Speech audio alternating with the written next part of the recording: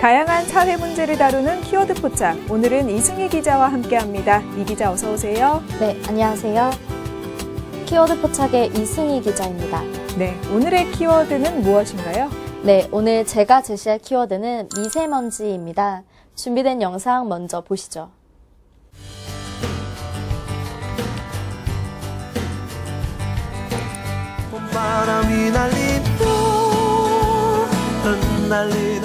완연한 봄이 왔는데도 외출하기 무섭게 만드는 골칫덩어리가 있습니다. 바로 미세먼지인데요. 이미 미세먼지가 극성을 부리고 있고 365일 뿌연 하늘이 점차 현실화되고 있는 심각한 상황. 날씨예보에서 미세먼지 농도를 챙겨보는 것은 사람들의 일상이 되었고 미세먼지는 가장 심각한 환경 문제로 떠올랐습니다. 하지만 이런 상황에도 불구 정부나 지자체는 당장 뚜렷한 대책을 내놓지 못하고 있는데요. 대기환경 전광판이나 휴대전화 문자 메시지로 미세먼지 경보제를 운영하는 것, 혹은 대기오염 측정소 확대 및 신설 모두 사후 대책에 불과하다는 지적이 이어지고 있습니다. 미세먼지에 대해 좀 더 실효성 있고 강력한 대책은 없을지 관련 내용 기획지재팀에서 준비했습니다. 네, 요즘 뿌연 하늘을 보면 마음까지 뿌해지고 답답해지는 것 같습니다. 그런데 더 답답한 건 정부의 실효성 없는 미세먼지 대책인데요. 현황이 어떻고 또 앞으로 어떤 대책이 나와야 할지 좀 알아보도록 하겠습니다. 우선 이 미세먼지, 우리가 알고 있는 일반 먼지와는 다른 거죠? 네, 다릅니다. 미세먼지는 중금속과 각종 화학물질을 함유한 아주 작은 입자로 2013년에 세계보건기구 산하 국제암연구소에서 분류한 1군 발암물질입니다. 국내에서는 지름이 2.5 마이크로미터보다 작은 입자상 물질을 초미세먼지, 지름이 10 마이크로미터보다 작은 것은 미세먼지로 부르고 있는데요. 머리카락의 지름이 50에서 70 마이크로미터인 것을 감안한다면 초미세먼지는 머리카락의 20분의 1, 미세먼지는 5분의 1 크기로 공기 중에 떠도는 물질을 말하는 것입니다. 머리카락의 5분의 1 정도 지름이라니 얼마나 작은지 상상이 잘 가지 않는데요. 사실 원래 봄철에 우리나라에 영향을 미쳤던 기상현상은 황사였잖아요. 황사도 문제가 참 많이 됐었는데 이제 더 센 게 온 것 같아요. 황사와 미세먼지 어떤 차이가 있나요? 황사는 바람에 의해 하늘 높이 올라간 모래먼지가 천천히 하강하여 지표로 내려오는 현상을 말합니다. 그러니까 황사 중에서도 지름이 10 마이크로미터 이하인 입자들은 미세먼지로 부르게 되는 것인데요. 즉, 미세먼지는 하늘에 떠 있는 수많은 입자 중 크기가 작은 입자들을 말하는 것입니다. 황사는 중국에서 발생한 모래흙을 의미하는 것이라고 이해하시면 더 편리할 것 같습니다. 네, 황사는 모래고 이제 미세먼지는 세계보건기구가 지정한 1급 발암 물질입니다. 듣기만 해도 무서운데 우리 몸에 당연히 해가 되겠죠? 네, 그렇습니다. 미세먼지가 매우 나쁨 수준일 때 야외 활동을 할 경우 우리 인체가 겪게 될 변화에 대한 연구 결과가 나와 있는데요. 미국의 한 연구진에 따르면 미세먼지가 매우 나쁨일 때 1시간 야외 활동을 하는 것은 작은 방에서 담배를 1시간 30분 동안 피운 것과 동일한 결과를 낳는다고 합니다. 충격적입니다. 어린 아이들도 밖에 나올 수 있을 텐데 담배와 동일한 효과가 나온다니 참 놀라운데요. 미세먼지 피해 증상이 서서히 나타날 수도 있고 또 급격하게 나타날 수도 있을 것 같아요. 어떤 문제들이 나타나나요? 네, 지속적으로 미세먼지에 노출된 사람은 그렇지 않은 사람에 비해 폐 질환이 생길 가능성이 약 5배가량 높습니다. 또 기관지가 약한 사람의 경우 기침과 함께 목 통증도 이어질 수 있는데요. 미세먼지에 대한 반응이 극심한 두통으로 오는 사람들도 있습니다. 또 코 점막이 자극될 경우 비염 환자들은 더욱 스트레스에 시달리며 안구건조증 역시 발생할 수 있고요. 게다가 초미세먼지의 경우는 피부를 통해서도 몸에 침투하기 때문에 피부 건강에 전반적으로 악영향을 끼치게 됩니다. 미세먼지가 체내에 계속 쌓이게 되면 혈관에 침투해서 심혈관 질환을 일으킬 가능성도 매우 커지게 됩니다. 눈, 코, 피부, 혈관, 전신에 영향을 주는 건데 미세먼지로 인해서 사망할 수도 있나요? 네, 그렇습니다. 한 연구 결과에 따르면 2007년 중국에서 건너온 초미세먼지로 한국과 일본에서 조기 사망한 사람만 3만 900명에 달한다고 밝혀졌는데요. 많은 공장으로 인해 중국의 초미세먼지 배출량은 세계에서 가장 많은 수준이라고 합니다. 인접국인 한국과 일본은 인구 밀도가 높기 때문에 중국의 영향을 크게 받는 것이죠. 단순한 먼지로 생각할 수가 없는 문제네요. 정말 무섭기도 한데요. 연일 계속되는 미세먼지로 인해서 공기 상황이 최악이라고 들었어요. 어떻습니까? 네, 한 대기오염 현황 추적 사이트에 따르면 한국의 수도인 서울은 인도 뉴델리에 이어 세계 최악의 공기 품질 도시 2위를 기록했다고 합니다. 2위요? 그럼 우리가 최악이라고 생각하는 중국의 베이징보다도 공기질이 나쁜 건가요? 네, 발표에 따르면 그렇습니다. 그래서 그 소식에 많은 국민이 충격을 받았습니다. 근데 뉴스를 들어도 사실 실감이 나지 않았는데 이런 통계를 들으니까 확 실감이 나네요. 정말 심각한 상황이군요. 네, 매우 심각합니다. 한국 정부는 올해 들어 미세먼지 주의보를 이미 85차례나 발령했는데요. 그건 지난해 같은 기간 41차례 발령했던 것에 비하면 2배가 넘는 수치입니다. 또 OECD 보고서에 따르면 현재 수준의 대기오염이 유지된다면 2060년경에는 한국인 900만 명이 대기오염에 의해 사망할 수 있게 됩니다. 또 이런 수치는 고소득 국가 중에서 최악이라고 합니다. 2060년이면 그렇게 먼 미래도 아닙니다. 그런데 인구의 5분의 1 정도가 대기오염으로 사망한다니 영화 속 이야기 같은데요. 절대로 만만하게 볼 문제가 아니네요. 네, 맞습니다. OECD 2016년 보고서에서 더 나은 삶 지수 조사 환경 부문을 살펴보면 대기오염 수치가 우리나라는 회원국가 추가 조사 대상국을 포함한 38개국 가운데 무려 38위로 최하위를 기록했습니다. 2016년 환경성과지수에서 우리나라 공기질은 세계 180개국 가운데 173위, 특히 초미세먼지 부분은 중국과 같은 174위로 나타나기도 했습니다. 그래도 중국보다는 낫지 않을까 싶었는데 믿기지 않는 결과입니다. 이 대기오염으로 인한 다른 피해도 많을 것 같아요. 네, 그렇습니다. 미세먼지 등으로 인한 우리나라 대기오염 피해는 연간 10조 원을 넘는 규모로 추산되고 있습니다. 2060년에는 20조 원에 달할 것이라는 암울한 전망도 있는데요. 소비와 산업활동, 삶의 질에 미치는 부정적 영향, 그런 것들을 감안하면 피해는 훨씬 더 커질 것으로 예상되고 있는 상황입니다. 네, 원인부터 좀 찾아봐야겠습니다. 우리나라에서 미세먼지가 왜 이렇게 확산된 건가요? 미세먼지의 발생 원인은 매우 다양합니다. 우리가 앞에서 언급했던 황사일 수도 있고요. 또 자동차의 배출가스, 공장의 굴뚝 등에서 발생하는 연기일 수도 있습니다. 그 중에서도 고농도의 미세먼지는 자동차, 공장, 가정 등에서 사용하는 화석연료의 사용으로 배출된 인위적 오염물질이 원인으로 알려져 있습니다. 또 우리나라 주변에 자주 형성되는 대륙성 고기압으로 인한 대기 정체 역시 문제인데요. 비가 오면 미세먼지를 씻어낼 수 있지만 강수량이 적은 겨울과 봄에는 세정 효과를 기대하기가 몹시 힘듭니다. 또 최근 들어서는 디젤 차량이 많은 미세먼지를 배출하는 요인으로 지목되고 있습니다. 노후 디젤 차는 발암물질인 질소산화물을 다량 배출하는 것으로 나타났습니다.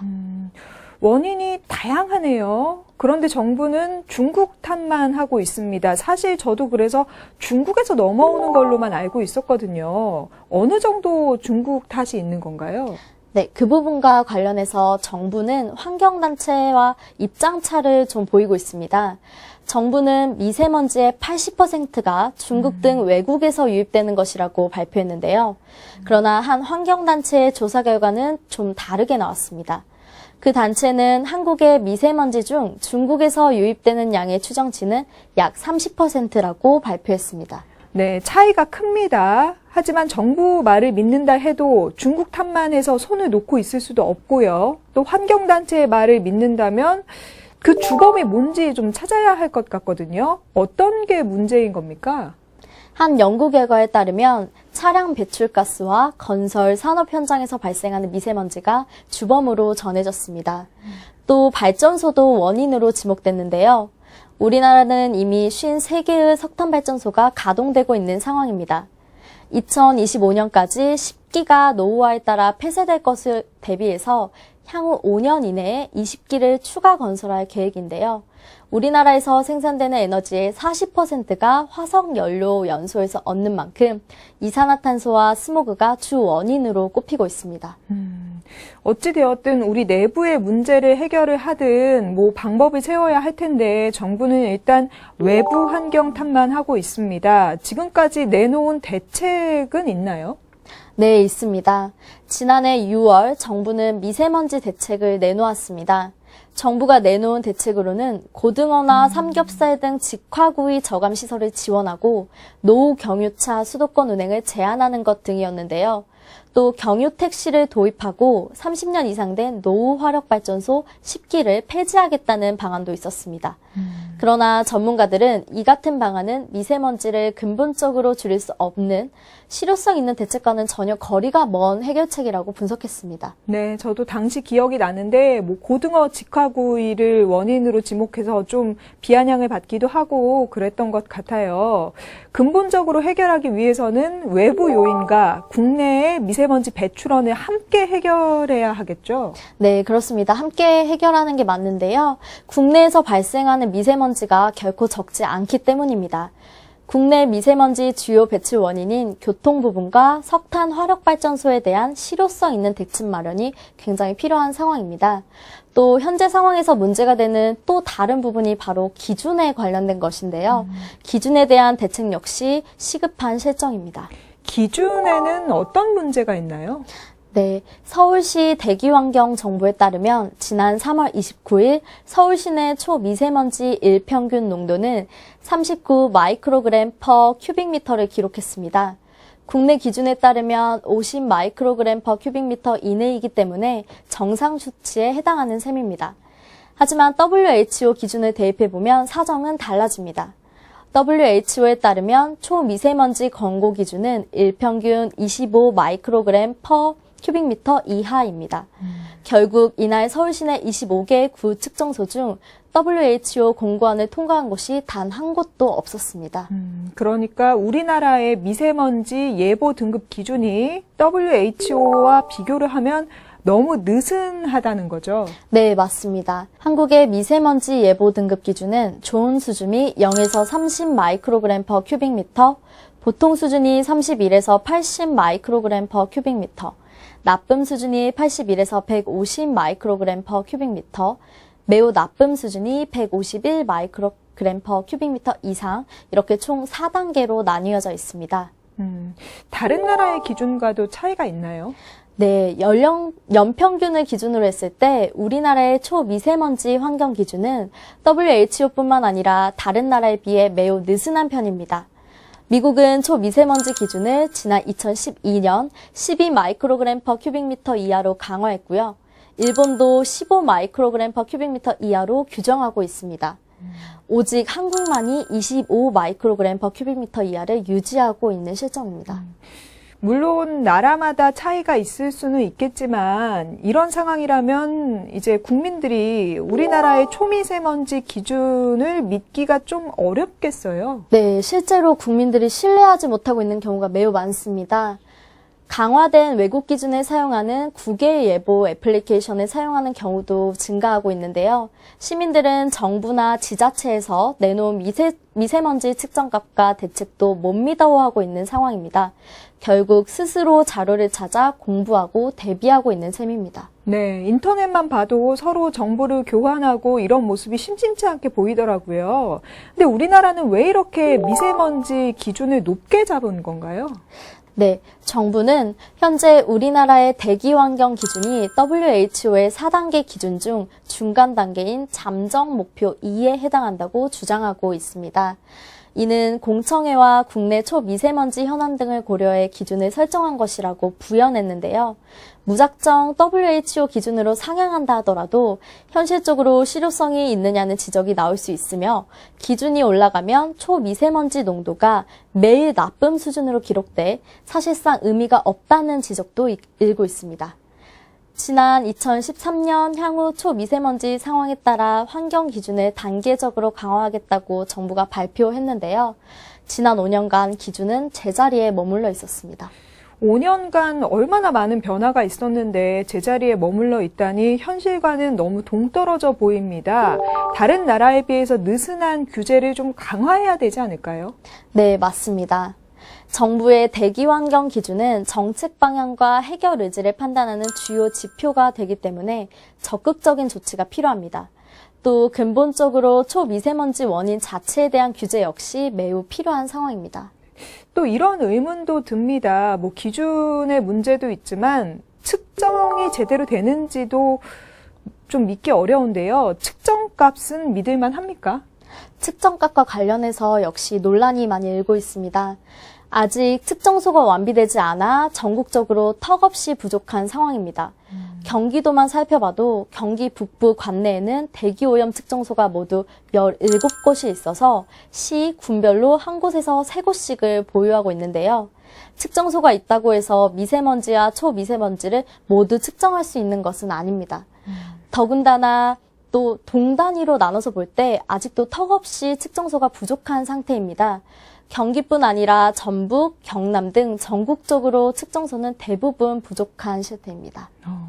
측정이 제대로 되고 있지 않으니 주의보나 경보 발령에서도 문제가 생기겠어요? 네, 맞습니다. 느슨한 미세먼지 환경 기준과 함께 뒷북주의보와 경보 발령도 큰 문제인데요. 현재 미세먼지주의보는 상당히 높은 농도의 미세먼지가 한참 동안 발생했다는 사후주의보에 가깝습니다. 주의보와 경보는 미세먼지 평균 농도가 150 마이크로그램 per 큐빅미터 이상으로 2시간 넘게 지속될 때만 발령되고 있습니다. 결국 심각한 정도의 미세먼지를 2시간 이상 마실 만큼 마셨을 때 주의보나 경보 알람을 받게 되는 셈입니다. 이러다 보니 국민들이 스스로 정보를 찾고 어떻게 해야 되는지 궁금해하고 이런 상황이 올 수밖에 없는데요. 많이 궁금해하시는 부분 중에 하나가 바로 환기입니다. 이 미세먼지가 강할 때, 나쁠 때 환기를 하는 게 좋은지 안 하는 게 좋은지 저도 궁금하거든요. 어떻습니까? 네, 결론부터 말씀드리면 환기는 하는 게 좋습니다. 환기를 하지 않아서 오염된 실내 공기에 장시간 노출될 경우에 만성 감기, 기침, 가래, 천식 등의 호흡기 질환과 두통, 안구 자국 등의 건강 피해가 나타날 수 있는데요. 밀폐된 공간에서 다양한 전기 제품을 사용할 경우에 실내 미세먼지가 발생해 실내 공기질을 악화시키기 때문입니다. 또 창문을 닫고 조리할 경우에도 평소 미세먼지 농도보다 최소 2배에서 최대 60배 많은 미세먼지가 발생하게 됩니다. 그럼 좀 실내 공기를 건강하게 하기 위한 자연 환기 요령법이 있을까요? 네, 있습니다. 우선 대기의 흐름이 활발한 오전 10시에서 오후 9시 사이에 30분씩 하루 3번 환기하는 것이 좋습니다. 봄철 황사주의보나 경보가 발령되면 해지 후 2시간에 한 번 환기와 물걸레질을 하는 것도 필수입니다.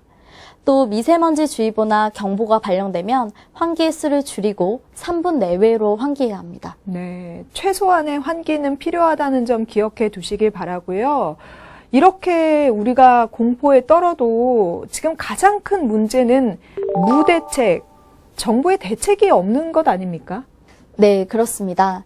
이미 많은 시민들이 국내 예보를 믿지 못하겠다며 휴대전화에 외국 기관의 대기 분석 앱을 다운받는가 하면 기계를 구입해 미세먼지 농도를 직접 측정하기도 하고 있습니다.